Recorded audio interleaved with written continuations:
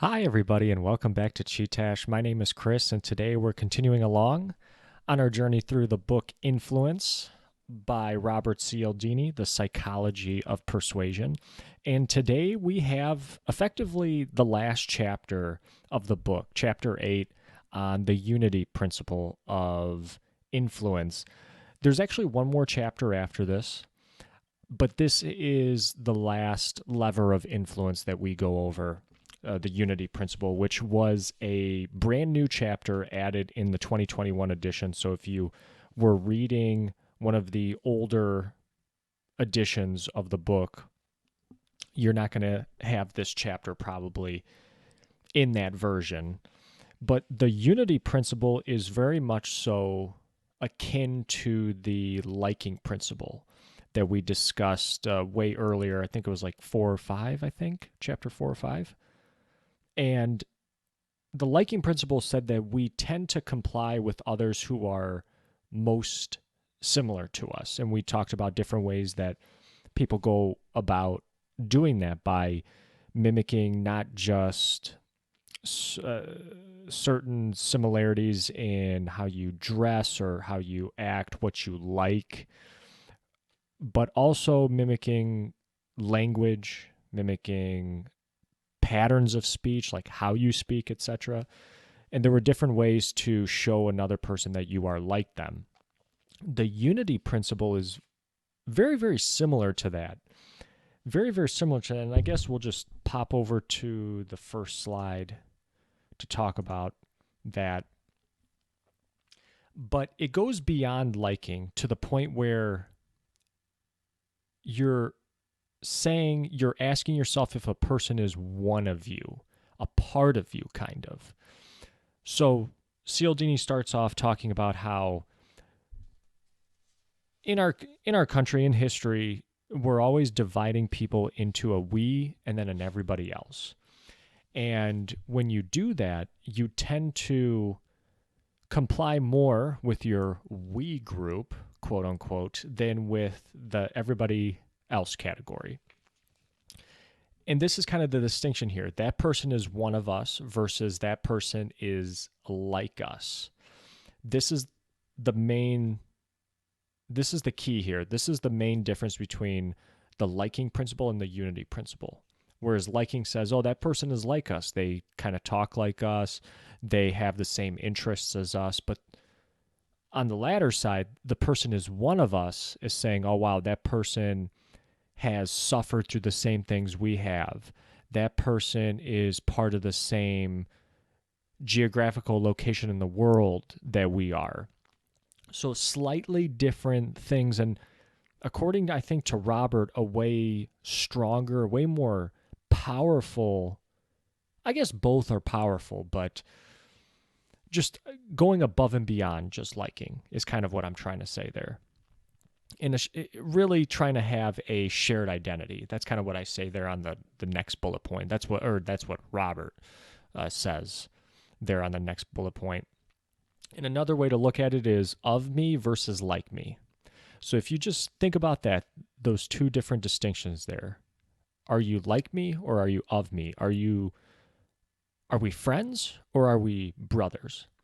And the brothers thing you don't even have to be related, but you could be brothers through multiple different avenues. Like I said, you could have gone through some suffering together. You could have gone through a very expensive and time-consuming project that created a brand new industry together, etc. We're going to talk about that later. And these members of the we-based groups,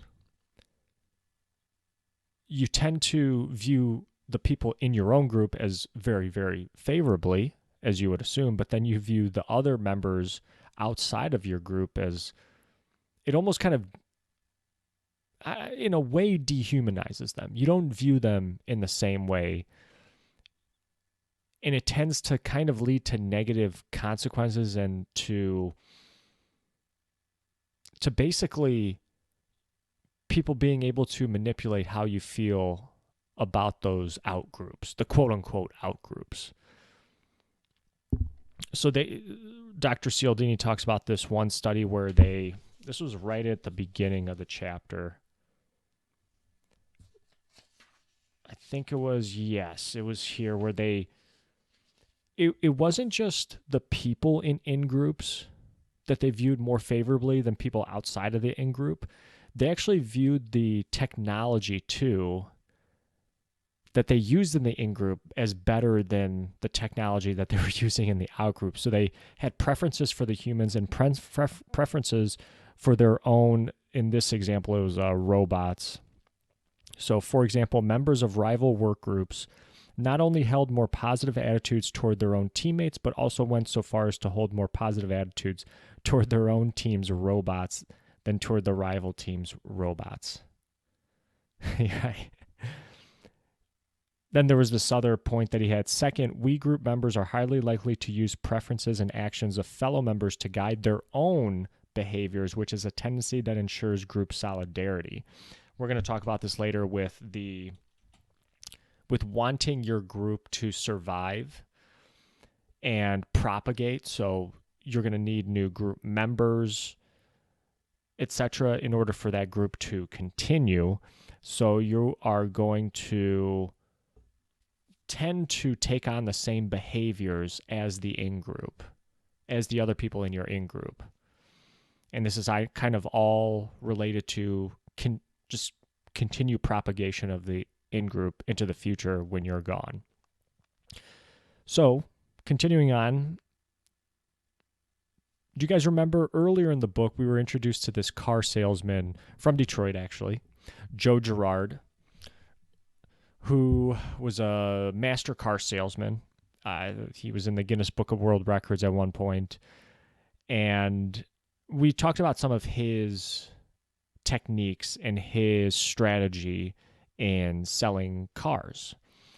I think this was back actually in the liking principle, because I think he said that people will are more likely to buy from somebody if they like them, or people are not going to buy from somebody they don't like. And I think that's the thing that I learned in sales too. It's not that just because they like you, they're going to buy, but if they don't like you, then they're definitely not going to buy. It's almost 100% chance they won't. Even if the product is tremendous and it fits their needs. Jordan Belfort, actually, and this may be a book that we should do for the channel. He's got a book called The Way of the Wolf, and it's his straight line selling system. Really good book. I read it years ago, and I still actually have it in my closet. He talks about having a 10 out of 10 in 3 different categories.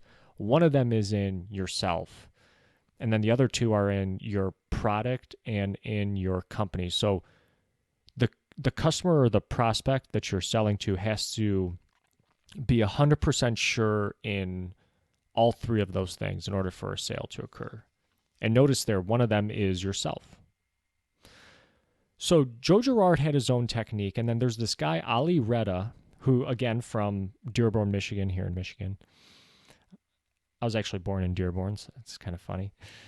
He was a car salesman in Dearborn, and Ali himself was of Arab descent, and if you guys don't know, Dearborn has largest population of Arab Americans in the United States. So he does very, very well for himself because customers trust him, because they see themselves and they see him as one of them. So it absolutely helps out with his sales. Continuing forward, Bernie Madoff, Robert Cialdini talks about, kind of used this unity principle in order to get his Ponzi scheme up and running and going for so many years. So Bernie Madoff was a Wall Street insider who had a Ponzi scheme worth $15 billion. I still can't believe that. That's a ton of money. And Bernie Madoff was Jewish. Most of his victims were Jewish too. So his victims were more likely to trust in them because, again, they see him as one of them.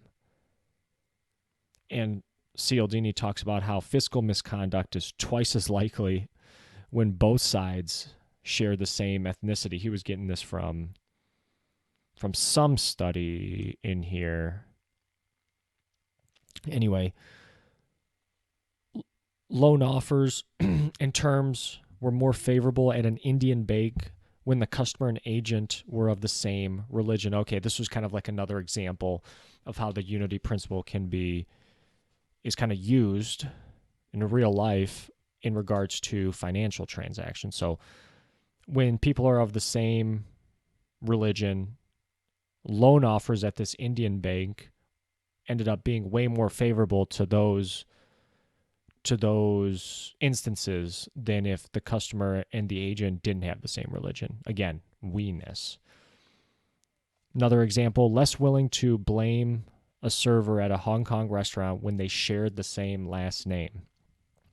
I do this too, where I have like a kind of a unique last name, and whenever I see somebody else who also has like a Macedonian or Serbian last name, I automatically think, oh yeah, like this guy seems pretty cool, or this girl seems like they're going to be all right. Automatically that starts to run through my head. So just a couple examples again of the unity principle at work there. And another, this one was a very interesting example here where they did a study where they had tons of lost letters floating around the streets in Poland, and Poland, a very Christian nation.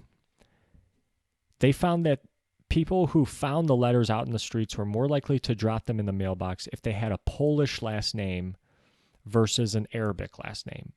But here's the caveat, was that this was only seen exhibited only around the religious holiday of Christmas. So in other words, Robert here is saying, only around the time where the attentional focus, we're going to talk about this towards the end, when the attentional focus is on a Christian holiday, that's when people were more likely to drop off mail to the Polish last names, the letters with Polish last names that were out in the streets.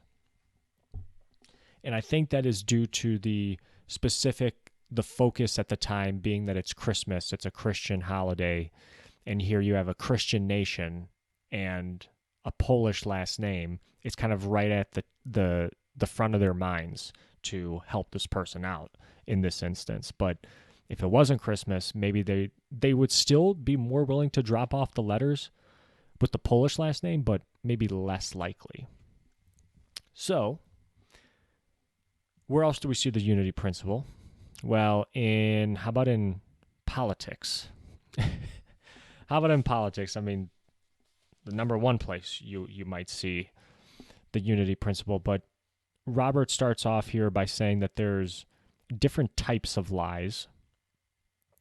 So there's white lies that are used to protect others' feelings. This is kind of like saying, oh no, those pants don't make you look fat. You look great in those pants, kind of like that. Then there's black lies, which are falsehoods designed to harm your interest. This could be like, oh, yeah, you should totally wear that Metallica t-shirt to a date with my ex-boyfriend, knowing that, the ex-boyfriend hates Metallica and everything about him for some reason. I don't know. Then there's blue lies, which consist of elements of both, but are used to protect we group members and protect a we group's reputation. They are deliberate lies told, usually against an outgroup, by members of an in-group to protect their own group's reputation. Inside these identity merged groups, unity trumps truth. So it's almost like you're lying just for the sake of your we group. And again, that's how strong the unity principle is, that you can go against other morals and ethics on lying just to save your own group's skin, just to save your own group's hide. So there was this study, the shape categorization study, and just to kind of sum it up generally here, where people were asked to put shapes into groups according to a set guideline. And they could win money from this, which was the interesting thing. So they had a phone a friend option where they could see what other participants did. And they also knew, or it was available to them, the other participants in the study, their political affiliations.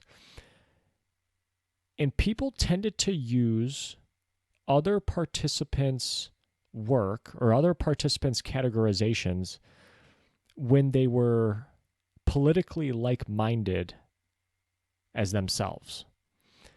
Even so think about this, in a situation where politics is pretty much irrelevant, they're still choosing to go along with the categorization of shapes in the same fashion as people who viewed politics the same as they did. Even against the fact that the person they were viewing did not necessarily do the task well. And the people knew that they would lose out on money by following this person who did not do the task well, but was politically like-minded to them. Again, look at how strong unity is here in this example. Because if you're politically like-minded, you're kind of categorizing yourself as being in an in-group of similar politics, Democrats or Republicans.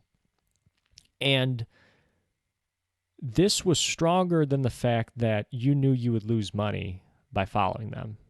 So you followed them irregardless of if they did well or not. What's another strong unity category, a strong place where we see unity? Well, how about in sports? How about in sports where you actually do see, Dr. Cialdini talks about how referees call less fouls, less penalties, generally give more favorable calls to athletes who are of the same race as the referee. And how about in us, you root for the person that represents you. You root for the person that is most likely of you.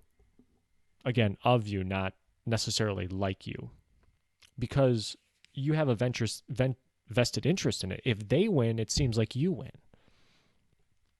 So there's this example of the World War II veteran who did not speak for like 20, 30 years after World War II. He's watching his favorite soccer team play. They get a bad call, and he breaks his silence right then and there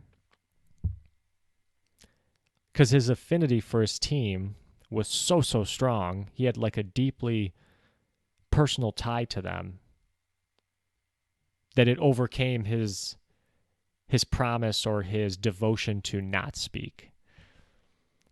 And as at the same time, how you get like a super high from your team winning, like, this weekend, NFL playoffs, I'm sure the teams who won, the people are, just trending upwards, super happy, super elated. At the same time, when your sports team loses, kind of go on a little downslide, and you kind of maybe feel a little sad, little heartbroken, etc. So it works both ways. Next, Robert Cialdini opens up about how the unity principle can be seen in personal relationships. One of these personal relationships are romantic partnerships. So, another study that they talk about here, where they are trying to find a resolution to a problem in the relationship. So they kind of have a little bit of a role play-ish here. And one of the people in the couple plays the role of a persuader. And they have different groups here. So each group is going to use 3 different approaches. One of them is going to be coercive. So kind of using threatening approaches. Probably not a great idea. You could see from the very start. Another one, they're going to use logical, factual approach where they try to get their partner to think rationally about the issue at hand. Third group, they're going to use something called partnership raising, which highlights the merged identity of the couple, hits on the fact that they have shared feelings with each other, and essentially tries to, again, highlight all the positivity that has happened from the relationship. Let me see if I can find, oh, okay, yep, that's here. Such as, they use such statements as, we've been together for a long time and we care for one another. I'd appreciate it if you do this for me. Only these persuaders obtained the change they desired. This technique worked out the best for those two reasons that you see listed there. It conveyed the loyalty to the partnership, and it also highlighted things that were not unknown, but they just needed to be brought to the surface. So yes, there is a merged identity and there are shared feelings in the couple, but they just got to bubble up to the surface, because sometimes maybe we forget. We're actually going to talk about this later, again, in like bringing things to attentional focus. But the first two, the threats, saying to somebody, you'd better change or you'll be sorry, that doesn't work. Being logical, factual, I totally get going that way. I totally get it, but saying something as, if you just think about it, you'll see that I'm right, not really going to work a ton of the time. But specifically, elevating to consciousness the merged identity of the individuals as a couple, that's going to help to get to a resolution in the relationship faster or more efficiently. That might be a weird word to use in this situation, but that's kind of what Robert's hitting at here. So not just romantic partnerships, but also in close friendships, we see the unity principle. In just that word, that BFF word, BFF, best friends forever. And think about your best friends, and most likely you are very like-minded, have similar interests. Maybe, again, you've suffered through things together. You've been through a lot together. That's why they are your BFF. And because of that, you're more likely to match your behaviors to your BFF than other friends or other acquaintances in your life. But it's not just romantic partnerships, close friendships. It's also in your pets. And think about, how many people in today's world see their pets as part of their own family. And this was interesting, where they had a study on cross-species yawning, where they would have dogs watch their owner yawn versus a researcher yawn. And they saw that dogs yawned way more frequently when it was their owner yawning, so they could see their owner yawning, versus when the researcher was yawning. And again, unity principle here at play. Your dog and you are seen as in a unity. You are seen as one. You spend the most time together. You're going to be viewed as, even in the dog's mind, of being in the same in-group. The we-ness.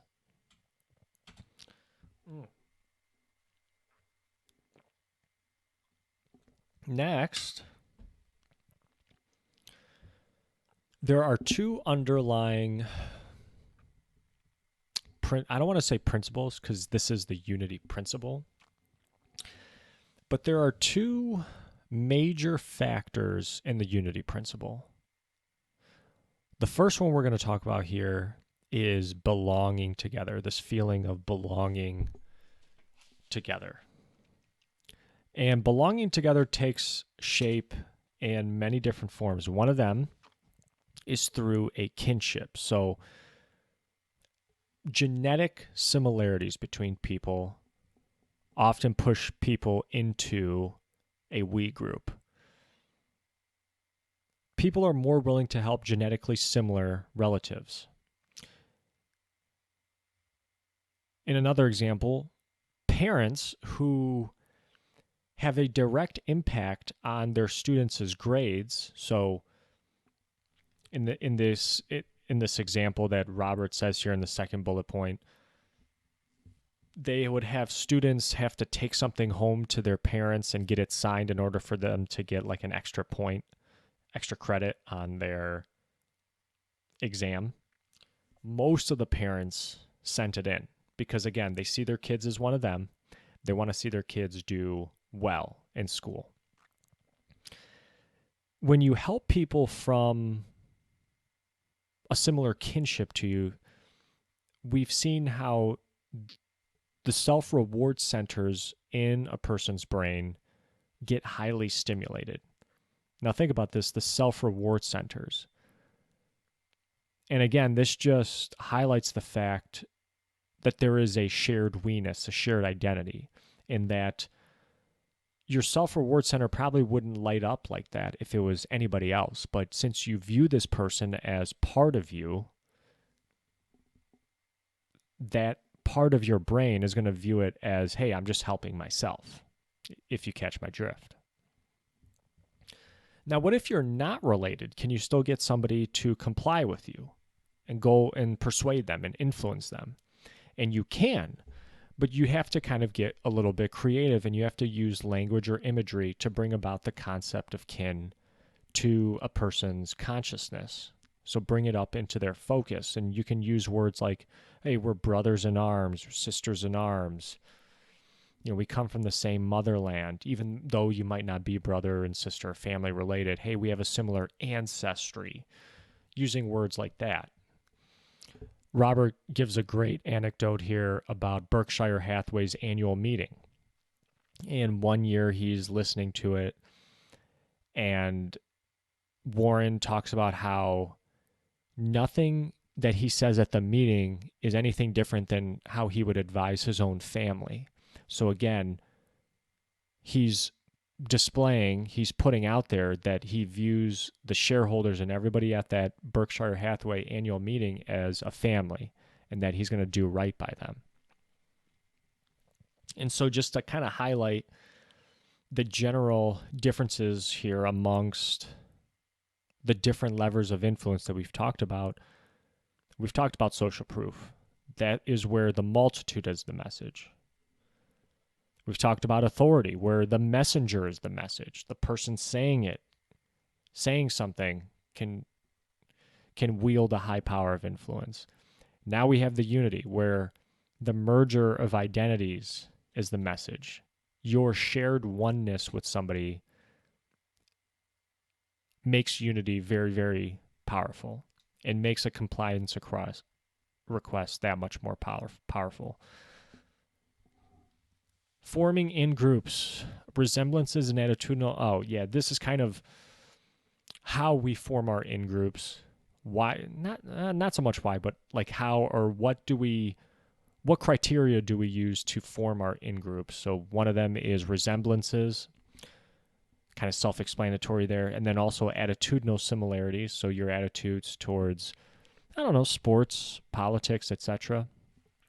And then resemblances, I feel like that's kind of self-explanatory. If somebody kind of looks like you, you're going to probably be more likely to view them as part of you. Place. Being of the same place as another. This is a part of the belonging together, and it's separate from kinship. In that kinship, there's like a genetic similarity between you two. But in this place category, you don't necessarily have to be of the same kin, like blood related, but you could be from the same place. You could have the same homeland as another person. And any compliance request coming from that person is going to be seen as more legitimate, more powerful.